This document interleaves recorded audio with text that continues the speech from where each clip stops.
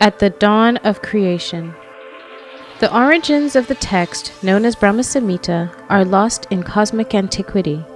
According to Vedic tradition, these hymns of Brahma were recited or sung countless millennia ago by the first created being in the universe, just prior to the act of creation. The text surfaced and entered calculable history early in the 16th century, when it was discovered in the manuscript library of an ancient temple in what is now Kerala state in South India. The essential core of the Brahma Samhita consists of a brief description of the enlightenment of Lord Brahma by Lord Sri Krishna, the Supreme Personality of Godhead, followed by Brahma's extraordinarily beautiful prayers elucidating the content of his revelation. Out of 100, only the 5th chapter of this hymn was found, and this chapter is presenting the philosophical doctrine of Achintya Bheda Bheda Tattva, one and simultaneously different. It presents also methods of devotional service, the 18 syllables of the Vedic mantra, the knowledge of the soul, the super soul, and of the fruitive activities, the explanation of the Kama Gayatri, the mother of the Vedas, the original Mahavishnu, and contains a specific vision of the spiritual world, specifically Goloka Vrindavan. There is nothing vague about Brahma's description of the Lord and his abode. No dim, nihilistic nothingness, no binding bright lights, no wispy, dreamy visions of harps and clouds. Rather, a vibrant, luminescent world in transcendental color, form, and sound, a sublimely variegated spiritual landscape populated by innumerable, blissful, eternally liberated souls, reveling in spiritual cognition, sensation, and emotion, all in relationship with the all-blissful, all-attractive personality of Godhead.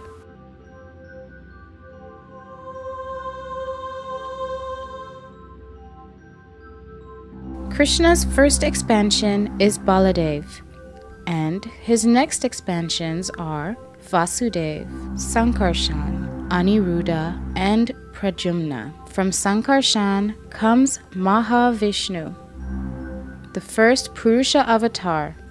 He creates this material universe. Garbhodakshayi Vishnu comes from Mahavishnu, and Brahma, who is born from him, gives birth to Shiva. Brahma, Shiva, and Vishnu are the guna avatars. In fact, Vishnu is above all the material characteristics, but he accepts to govern sattva gun, the mode of virtue, for the maintenance of the universe.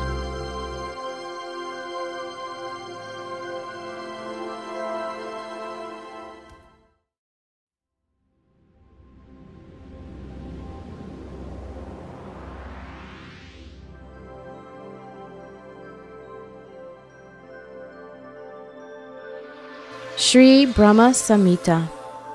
Krishna, who is known as Govinda, is the Supreme Godhead. He has an eternal, blissful, spiritual body. He is the origin of all. He has no other origin, and he is the prime cause of all causes.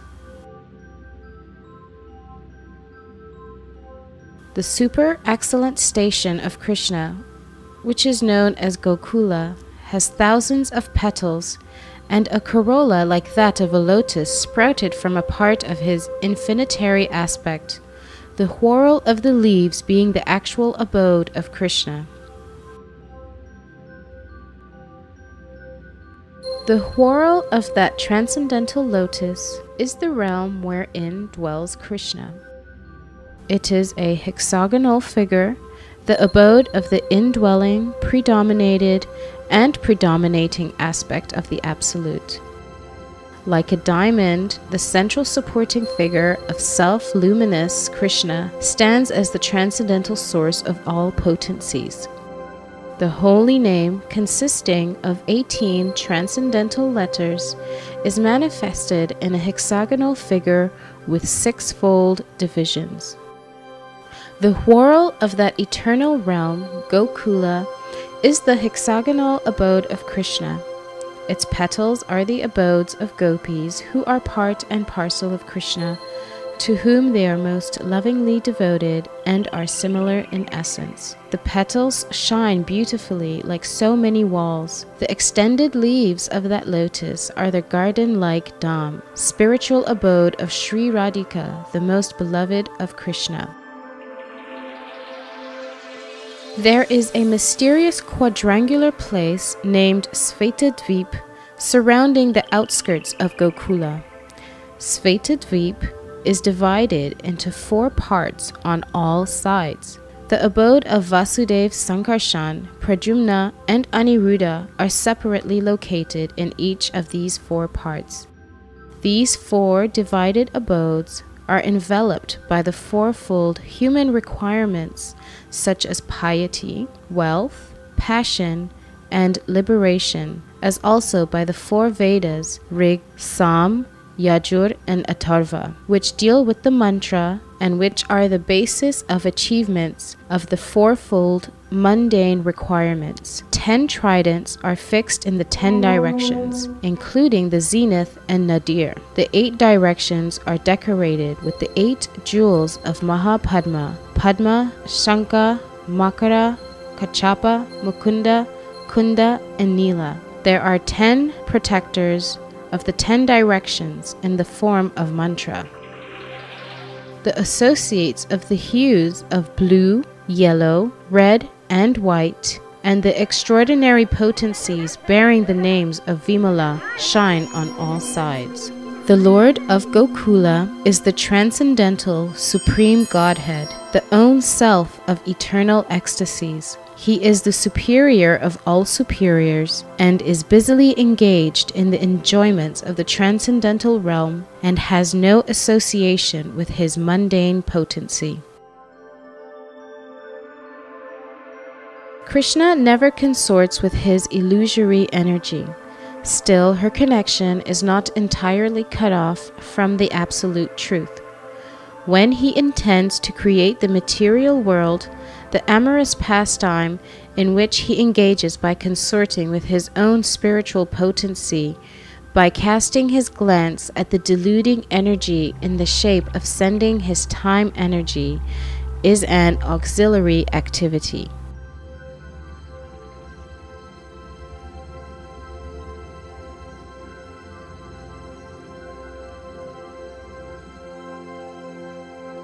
Ramadevi, the spiritual potency, beloved consort of the Supreme Lord, is the regulatrix of all entities. The divine plenary portion of Krishna creates the mundane world. At creation, there appears a divine halo of the nature of his own subjective portion. This halo is divine Shambhu, the masculine symbol or manifested emblem of the Supreme Lord. This halo is the dim twilight reflection of the supreme eternal effulgence. This masculine symbol is the subjective portion of divinity who functions as progenitor of the mundane world, subject to the supreme regulatrix. The conceiving potency in regard to mundane creation makes her appearance out of the supreme regulatrix. She is Maya, the limited non-absolute potency, the symbol of mundane feminine productivity. The intercourse of these two brings forth the faculty of perverted cognition, the reflection of the seed of the procreative desire of the Supreme Lord.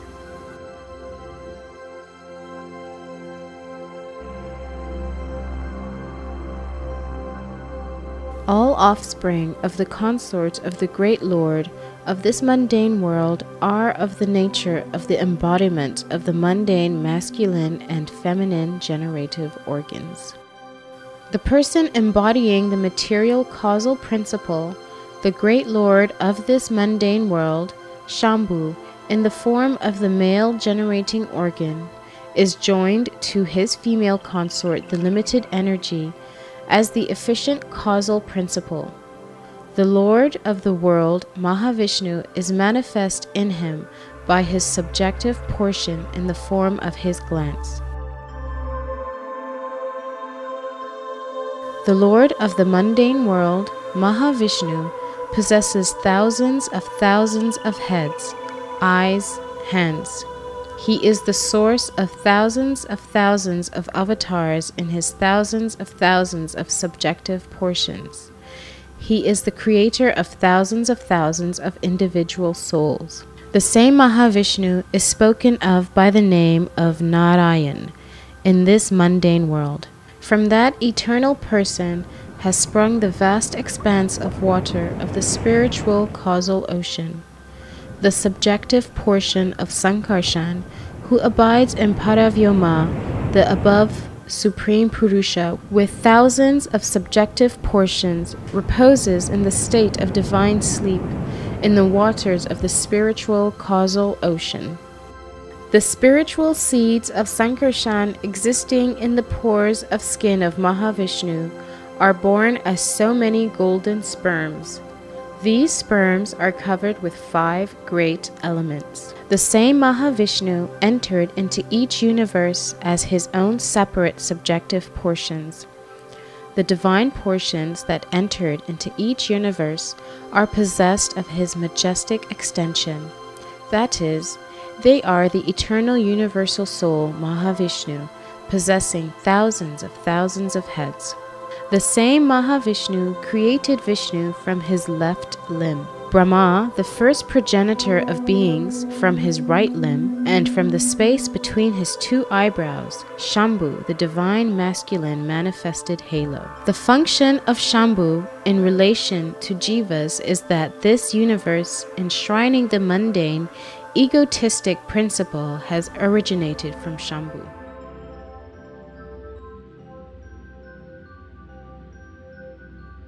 Thereupon, the same great personal Godhead, assuming the threefold forms of Vishnu, Prajapati, and Shambhu, entering into the mundane universe, plays the pastimes of preservation, creation, and destruction of this world. This pastime is contained in the mundane world. Hence, it being perverted, the Supreme Lord, identical with Mahavishnu, prefers to consort with the goddess Yoga Nidra, the constituent of his own spiritual potency, full of the ecstatic trance of eternal bliss appertaining to his own divine personality. When Vishnu, lying in the ocean of milk, wills to create this universe, a golden lotus springs from his navel pit. The golden lotus, with its stem, is the abode of Brahma, representing Brahmaloka or Satyaloka.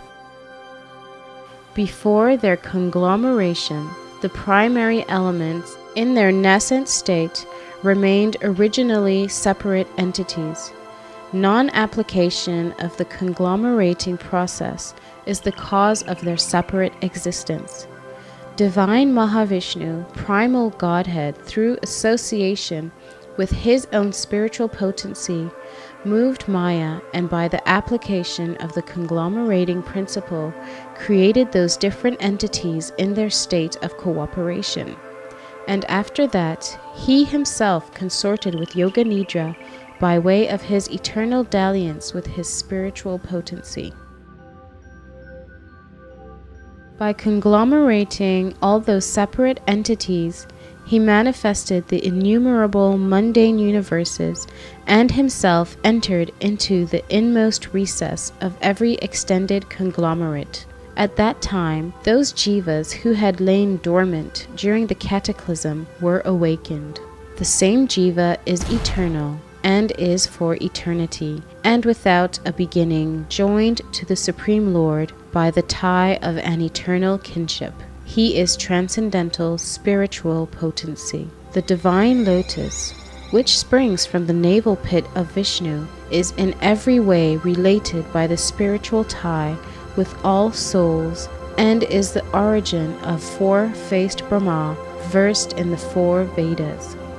On coming out of the lotus, Brahma, being guided by the divine potency, turned his mind to the act of creation under the impulse of previous impressions. But he could see nothing but darkness in every direction. Then the goddess of learning, Saraswati, the divine consort of the Supreme Lord, said thus to Brahma, who saw nothing but gloom in all directions.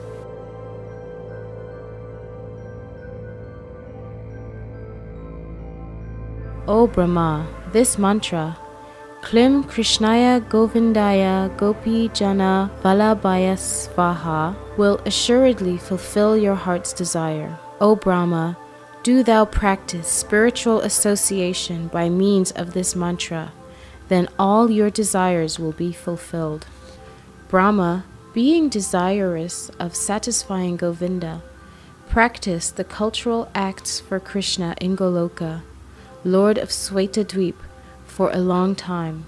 His meditation ran thus: there exists a divine lotus of 1,000 petals, augmented by millions of filaments, in the transcendental land of Goloka. On its whorl there exists a great divine throne, on which is seated Sri Krishna, the form of eternal effulgence of transcendental bliss, playing on his divine flute, resonant with the divine sound, with his lotus mouth. He is worshipped by his amorous milkmaids, with their respective subjective portions and extensions, and also by his external energy, embodying all mundane qualities. Then Gayatri, mother of the Vedas, being made manifest, imparted by the divine sound of the flute of Sri Krishna, entered into the lotus mouth of Brahma, born from himself through his 8 ear holes. The lotus-born Brahma, having received the Gayatri, sprung from the flute song of Sri Krishna, attained the status of the twice-born, having been initiated by the supreme primal preceptor, Godhead himself.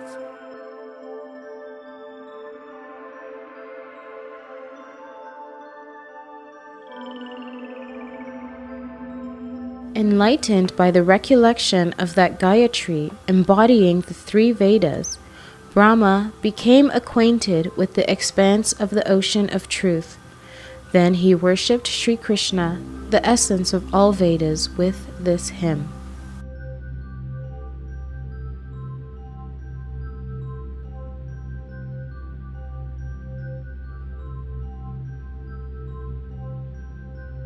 I worship Govinda, the primeval Lord, the first progenitor who is tending the cows, yielding all desire in abodes built with spiritual gems, surrounded by millions of purpose trees, always served with great reverence and affection by hundreds of thousands of Lakshmis or Gopis.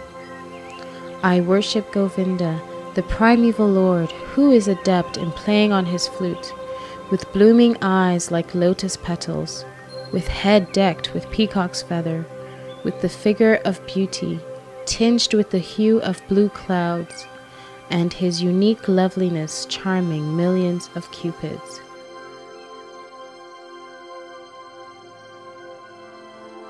I worship Govinda, the primeval Lord, round whose neck is swinging a garland of flowers beautified with the moon locket, whose 2 hands are adorned with the flute and jeweled ornaments, who always revels in pastimes of love, whose graceful 3-fold bending form of Shama Sundar is eternally manifest. I worship Govinda, the primeval Lord, whose transcendental form is full of bliss, truth, substantiality, and is thus full of the most dazzling splendor. Each of the limbs of that transcendental figure possesses in himself the full-fledged functions of all the organs, and eternally sees, maintains, and manifests the infinite universes, both spiritual and mundane. I worship Govinda, the primeval Lord, who is inaccessible to the Vedas, but obtainable by pure unalloyed devotion of the soul, who is without a second, who is not subject to decay, is without a beginning, whose form is endless, who is the beginning and the eternal Purusha, yet he is a person possessing the beauty of blooming youth. I worship Govinda, the primeval Lord, only the tip of the toe of whose lotus feet is approached by the yogis, who aspire after the transcendental and betake themselves to pranayam by drilling the respiration, or by the jnanis who try to find out the non-differentiated Brahman by the process of elimination of the mundane, extending over thousands of millions of years.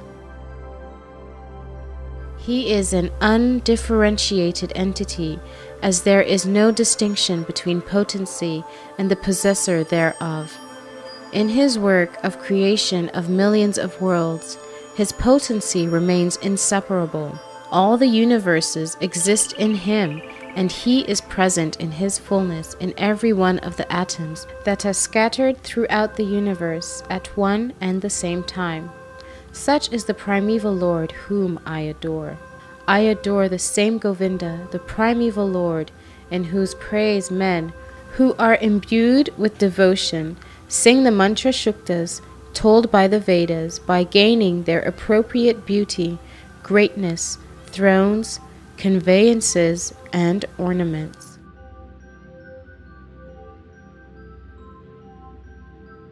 I worship Govinda, the primeval Lord, residing in his own realm, Goloka, with Radha, resembling his own spiritual figure, the embodiment of the ecstatic potency possessed of the 64 artistic activities, in the company of her confidants, embodiments of the extensions of her bodily form, permeated and vitalized by his ever blissful spiritual ras.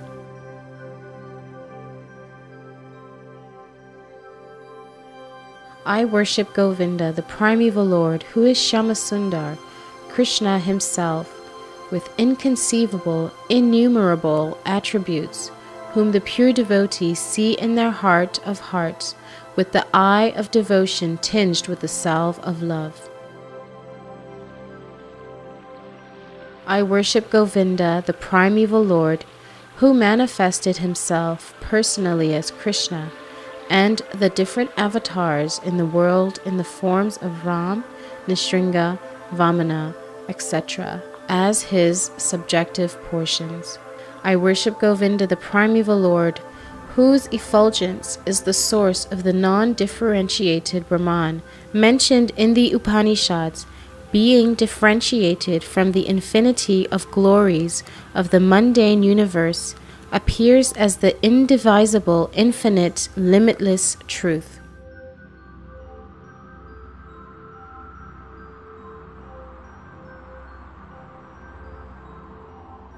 I worship Govinda, the primeval Lord, who is the absolute substantive principle, being the ultimate entity in the form of the support of all existence, whose external potency embodies the threefold mundane qualities, sattva, rajas, and tamas, and diffuses the Vedic knowledge regarding the mundane world. I worship Govinda, the primeval Lord, whose glory ever triumphantly dominates the mundane world by the activity of his own pastimes, being reflected in the mind of recollecting souls as the transcendental entity of ever blissful cognitive rasa. Lowest of all is located Devi Dham, mundane world. Next, above it is Mahesh Dham, abode of Mahesh. Above Mahesh Dham is placed Hari Dham, abode of Hari, and above them all is located Krishna's own realm named Goloka. I adore the primeval Lord Govinda, who has allotted their respective authorities to the rulers of those graded realms. The external potency Maya, who is of the nature of the shadow of the Chit potency, is worshipped by all people as Durga, the creating, preserving, and destroying agency for this mundane world. I adore the primeval Lord Govinda, in accordance with whose will Durga conducts herself.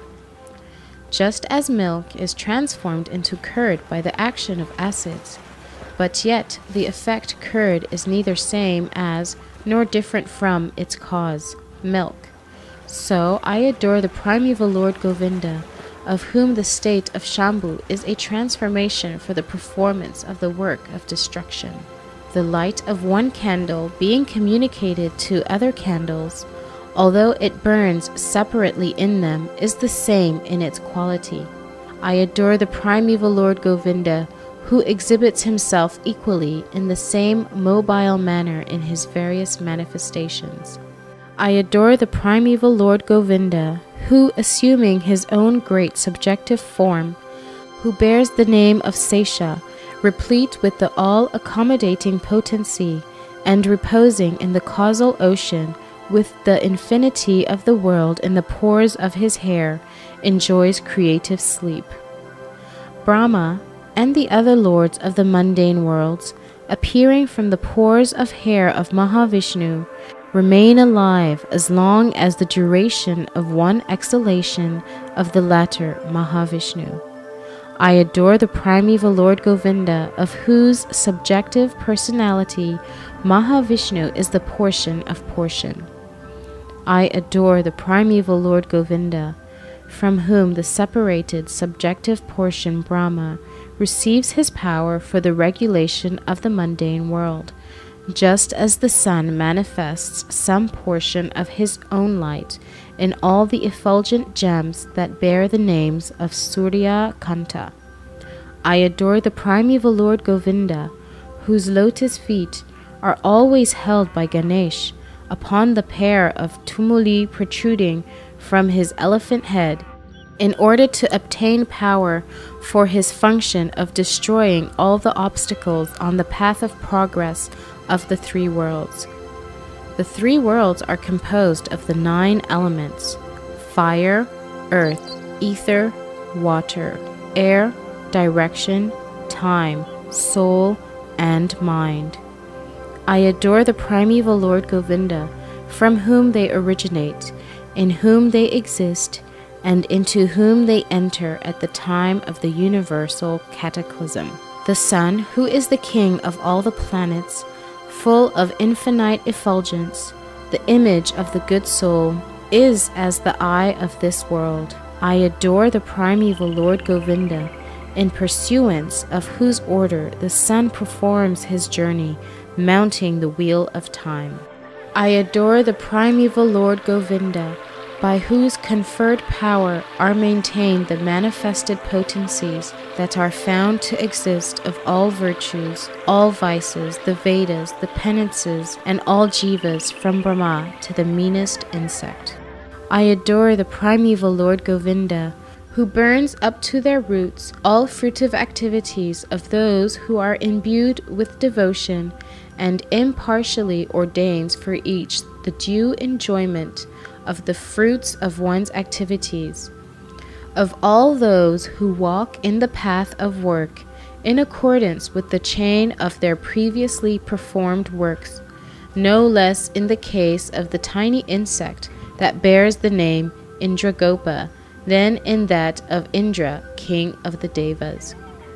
I adore the primeval Lord Govinda, the meditators of whom, by meditating upon him under the sway of wrath, amorous passion, natural friendly love, fear, parental affection, delusion, reverence, and willing service, attain to bodily forms befitting the nature of their contemplation. I worship that transcendental seat known as Svetadvip, where as loving consorts, the Lakshmis in their unalloyed spiritual essence practice the amorous service of the Supreme Lord Krishna as their only lover, where every tree is a transcendental purpose tree, where the soil is the purpose gem, all the water is nectar, every word is a song, every gate is a dance, The flute is the favorite attendant. Effulgence is full of transcendental bliss, and the supreme spiritual entities are all enjoyable and tasty. Where numberless milk cows always emit transcendental oceans of milk, where there is eternal existence of transcendental time, who is ever present and without past or future, and hence is not subject to the quality of passing away, even for the space of half a moment. That realm is known as Goloka only to a very few self-realized souls in this world. On hearing these hymns containing the essence of the truth, the Supreme Lord Krishna said to Brahma, "Brahma, if you experience the inclination to create offspring by being endowed with the real knowledge of the glory of Godhead, listen, my beloved, from me to this science set forth in the following 5 shlokas. When the pure spiritual experience is excited by means of cognition and service, super excellent unalloyed devotion characterized by love for Godhead is awakened towards Krishna, the beloved of all souls. The highest devotion is attained by slow degrees by the method of constant endeavor for self-realization with the help of scriptural evidence, theistic conduct, and perseverance in practice. These preliminary practices of devotion are conducive to the realization of loving devotion, than whom there is no superior well-being, who goes hand in hand with the attainment of the exclusive state of supreme bliss, and who can lead to myself. Abandoning all meritorious performances, serve me with faith. The realization will correspond to the nature of one's faith. The people of the world act ceaselessly in pursuance of some ideal. By meditating on me by means of those deeds, one will obtain devotion characterized by love in the shape of the supreme service. Listen, O Vidhi, I am the seed, the fundamental principle of this world of animate and inanimate objects. I am Pradhana, the substance of matter. I am Prakriti, material cause, and I am Purusha, efficient cause. This fiery energy that belongs specially to the Brahman that inheres in you has also been conferred by me. It is by bearing this fiery energy that you regulate this phenomenal world of animate and inanimate objects. Having received this supreme knowledge of Achintya Bheda Bheda, inconceivably one and simultaneously different, Brahma, the demiurge of this universe, became the first link of the disciplic succession, wearing his name, the Brahma Gaudiya Sampradaya.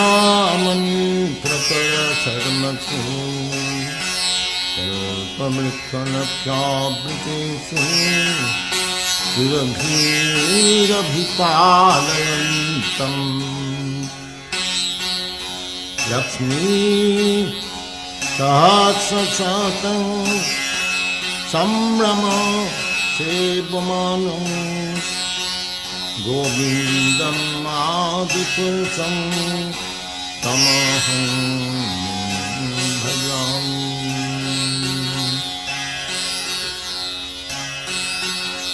चिन्तामणि प्रकर